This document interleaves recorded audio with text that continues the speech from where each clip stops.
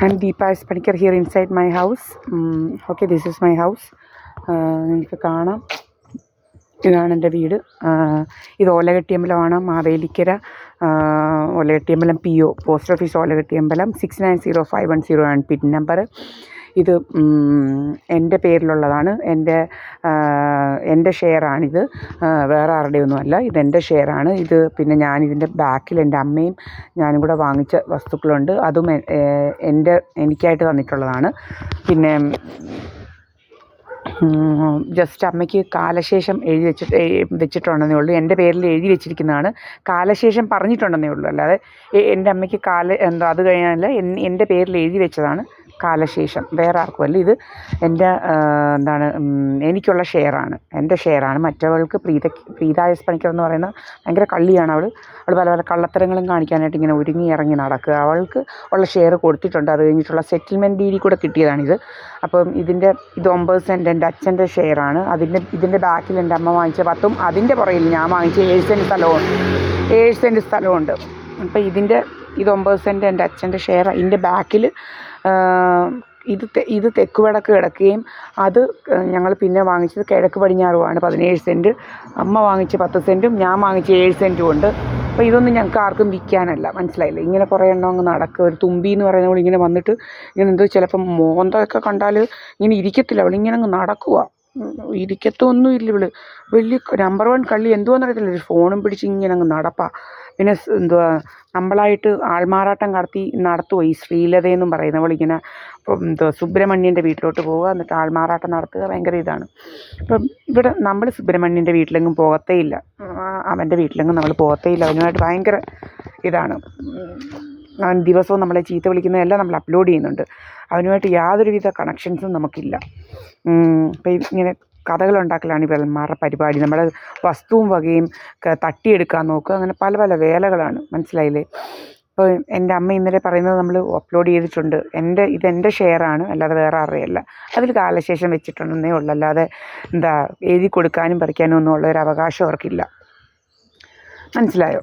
ഇവിടെ താമസിക്കാം എന്നുള്ള ഒറ്റ റൈറ്റ് മാത്രമേ ഉള്ളൂ, അല്ലാതെ വേറൊന്നുമില്ല. ഇതെൻ്റെ ഷെയറാണ്, എനിക്കുള്ള ഷെയറാണ്. എൻ്റെ അമ്മയ്ക്ക് കാലശേഷം വെച്ചിട്ടുണ്ടെങ്കിൽ എൻ്റെ അമ്മയ്ക്ക് ഇവിടെ താമസിക്കാനുള്ള അവകാശം അല്ലാതെ വേറൊരു കുന്തവും ഇല്ല.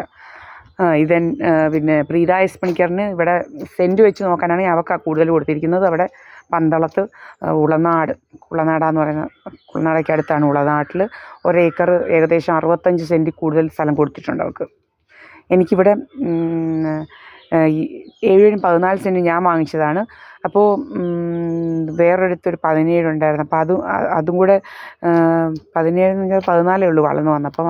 അത് വിറ്റായിരുന്നു ആ 14 സെൻറ്റ് കൊടൂരേതെന്ന് പറയുന്ന സ്ഥലത്ത്. അപ്പോൾ അതും കൂടെ വെച്ച് നോക്കിയാലും ശരി, ഇപ്പോൾ ഇത് 146 സെൻറ്റ് സ്ഥലമാണ്. 10 56 60 സെൻറ്റ് സ്ഥലത്ത് 1 ഏക്കർ 60 സെൻറ്റ് സ്ഥലം.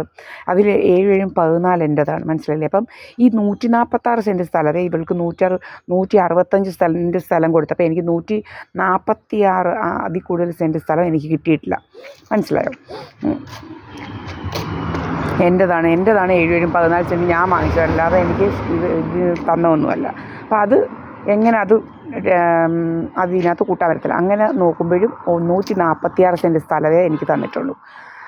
ഇവൾ വലിയ ഇതെടുത്തുകൊണ്ട് വന്നാൽ ഇവൾ കേസ് പറഞ്ഞ് ഇവളെ റെഡിയാക്കും. നമ്മൾ എഴുതി കേസ് കൊടുക്കും. ഇവൾ കള്ളത്തരങ്ങളൊക്കെ കാണിക്കുന്ന പല കള്ളത്തരങ്ങളും ഇവൾ ഭർത്താവിനെ വരെ കൊന്നേച്ച് ഇങ്ങനെ പല കള്ളത്തരങ്ങളുമായിട്ട് നടക്കുന്നവളാണ് ഇവൾ പന്തളത്ത് വസ്തു കൊടുത്തെങ്കിൽ ഇവൾ അവിടെ ഒന്നും വീട് വയ്ക്കാതെ ഇവൾ അങ്ങ് പോയിരിക്കുകയാണ്. പാലക്കാട് കാട്ടിപ്പോയി വെച്ചിരിക്കുകയെന്ന് വെച്ച് കഴിഞ്ഞാൽ ബിജു പി എന്ന് പറയുന്ന നമ്മൾ ബന്ധം ഒഴിഞ്ഞ് അവനുമായിട്ട് ഇവർക്ക് വലിയ കണക്ഷൻ. അവനെക്കുറിച്ച് പറയുന്നതും നാട്ടുകാർ പറയുന്നതെല്ലാം ഉണ്ട്. അവൻ എല്ലാം വിറ്റ് ഇങ്ങനെ ഇതുപോലെ ബാങ്കിൽ വെച്ചു എന്നൊക്കെ പറഞ്ഞുകൊണ്ട് വിറ്റിട്ട് ബാങ്ക് ജപ്തി ചെയ്തു പോയി എന്നൊക്കെ വരുത്തി ഇവൻ ഈ പ്രോപ്പർട്ടി ഇൻഷുറൻസ് തട്ടിയെടുക്കാൻ വേണ്ടി ഇതെല്ലാം നടത്തി ഇവനിങ്ങനെ നടക്കുകയാണ്, മനസ്സിലായില്ലേ? വലിയ നമ്പർ 1 കള്ളനാണ്. ഇവനുമായിട്ട് ഭയങ്കര കണക്ഷനാണ്. ഇവരുടെ ഉദ്ദേശമെന്ന് പറഞ്ഞാൽ ഇവരുടെ ഉദ്ദേശമായിരുന്നു എന്ന് വെച്ച് കഴിഞ്ഞാൽ എന്നെ അങ്ങ് വകവരുത്തിയേച്ച് പതിയെ എന്തൊക്കെയോ അങ്ങ് ഇതാക്കാൻ, എന്നെ അങ്ങ് പതിയെ വകവരുത്തിയേച്ച് ഇവനും കൂടെ അങ്ങ് കെട്ടി സുഖിക്കാമെന്നൊക്കെയാണ് വിചാരിച്ചത്. പക്ഷെ നടന്നില്ല. അങ്ങനെ ബിജു പി പറയുന്നതായിരുന്നു എനിക്ക് 3 കുട്ടികൾ ജനിക്കും, അങ്ങനെയാണ് ഇങ്ങനെയാണ്, ഭയങ്കര കാൽക്കുലേഷനൊക്കെ ആയിരുന്നു ഇവന്. ഇതായിരുന്നു കാൽക്കുലേഷൻ. എന്നെ പതിയെ വകവരുത്തി ഇവന് മറ്റവളെയും കെട്ടി 2 പിള്ളേരും കൂടെ ഒക്കെ ആയി, 3 പിള്ളേരും ഒക്കെ ആയിട്ട് ഇവന് ഏക്കർ കണക്കിന് വസ്തുവായിട്ടൊക്കെ അങ്ങ് താമസിക്കാം. അതാ അവൻ നമ്മൾ കല്യാണം കഴിച്ചങ്ങോട്ട് ചെന്നപ്പോഴേ ഇവൻ പറയുന്നത് 3 കുട്ടികൾ ജനിക്കുമെന്ന് പറഞ്ഞ്. എന്നിട്ട് എന്ത് ചെയ്യടാ നിൻ്റെ കൈ നോക്കി പറഞ്ഞതൊക്കെ വല്ലതും ജനിച്ചോടാ നിനക്ക് 3 പിള്ളേർ? എടാ നിൻ്റെ കൈ വെറും കള്ളക്കൈയാന്ന് മനസ്സിലായില്ലയോ? കള്ളത്തരത്തിൻ്റെ കൂട്ട് നിൽക്കുന്നവരുടെ കയ്യേലെ ഒന്നും ദൈവം നടത്തത്തില്ല, മനസ്സിലായില്ലയോ? കയ്യിൽ നീ ഉണ്ടെങ്കിലും നടത്തത്തില്ല. ദൈവത്തിൻ്റെ കൂട്ട് വേണോടാ എന്തും നടക്കാൻ. ദൈവത്തിൻ്റെ സപ്പോർട്ടില്ലാതെ ഒന്നും നടത്താൻ പറ്റത്തില്ലടാ. നിൻ്റെ കള്ളത്തരങ്ങളൊന്നും, നീ കള്ള മനസ്സും കള്ള അധർമ്മം ചെയ്യുന്നവർക്ക് ദൈവം കൂട്ടില്ല. അധർമ്മികൾക്ക് നിനക്ക് ഇനി രാജയോഗം പറഞ്ഞിട്ടുണ്ടെങ്കിൽ നടക്കത്തില്ല. കാരണം നീ അധർമ്മിയാണ്, മനസ്സിലായില്ലയോ? കർണനെ പോലെ നീ നശിച്ചു പോകത്തേ ഉള്ളൂ. നിനക്കൊരു രാജയോഗവും കിട്ടാൻ പോകുന്നില്ല, കേട്ടോടാ. നീ അങ്ങനെ നശിച്ചു പോകത്തേ ഉള്ളൂ. നിൻ്റെ അധർമ്മം, നീ അത്രയ്ക്ക് അധർമ്മിയാണ് ശരിക്കും. അധർമ്മികൾക്കൊക്കെ ഇനി രാജയോഗം പറഞ്ഞാലും ശരി നടക്കത്തില്ല. അതാണ് ദുര്യോധനന് വലിയ രാജയോഗം പറഞ്ഞ് യുദ്ധം ചെയ്തോളാൻ പറഞ്ഞ്. യുദ്ധം ചെയ്തോ എന്നിട്ട് അവസാനം ചത്ത് വെണ്ണീറായി. അതാണ് രാജയോഗം പറഞ്ഞിട്ടുണ്ട് യുദ്ധം. പക്ഷേ രാജയോഗം നടക്കണമെങ്കിൽ ഈശ്വരൻ വേണോടാ, മനസ്സിലായോടാ? ഈശ്വരൻ്റെ കൂട്ട് വേണം, നിനക്കൊന്നും നടക്കത്തില്ല. അപ്പോൾ ഇവിടെയാണ് ഞാൻ. ഇന്ന് 27 മാർച്ച്.